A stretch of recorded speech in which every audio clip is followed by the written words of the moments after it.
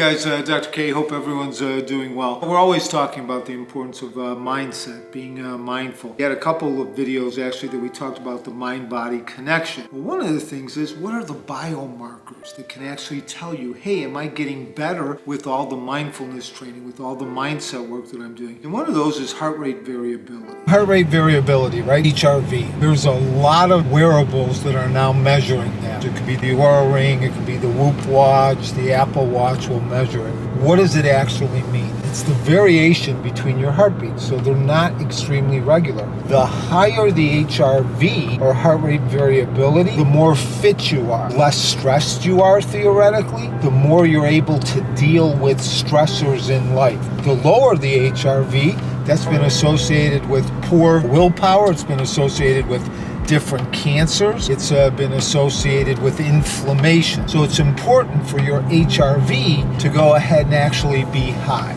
You really can't compare HRVs from one person to the other. The normal range, or they like to see, between 50 and 70. It's really what are you doing with your HRV, so it's always going to be changing. HRV is under the control of the autonomic nervous system. Now, the autonomic nervous system, two components, sympathetic and parasympathetic. My sympathetic almost kicked in because that guy looked like he was going to hit me head on, right? So when your sympathetic kicks in, what is it? It's your fight or flight response, right? You're spilling norepinephrine, adrenaline, right? And you're getting ready to fight. So that's going to cause your heart rate to be faster, and it decreases your heart rate variability. When you look at the parasympathetic nervous system, that's the rest and digest system, right?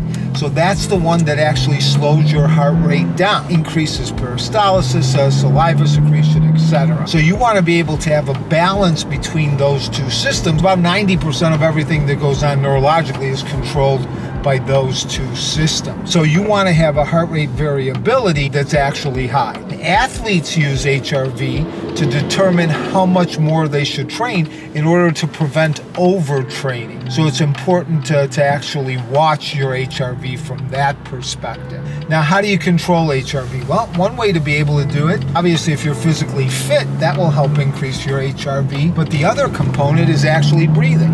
If you breathe, what are you doing? You're kicking in your parasympathetic nervous system. You're allowing the vagus to take over that neurologic function. And breathing will be able to help you slow down your heart rate and actually increase your HRV. So you can go ahead and get an Oura Ring. That'll measure your HRV. You can go ahead and get a Whoop. You can go ahead and get an Apple Watch. You actually could use a polar monitor. That's probably the one, the strap across the chest, that's probably the most sensitive. But it's important to be aware of those things. Take all that mind work that we're doing, right? All that mindset work, all that mindfulness work, and take these biomarkers and see how they go ahead and correlate. So if you do mindfulness meditation and decrease stress, you theoretically should see an increase in your HRV. So that's a good way to be able to measure it. So it's important not just to do the things that we talk about, but also be able to measure all of the things that we talk about within the MyFocus model as it relates to the F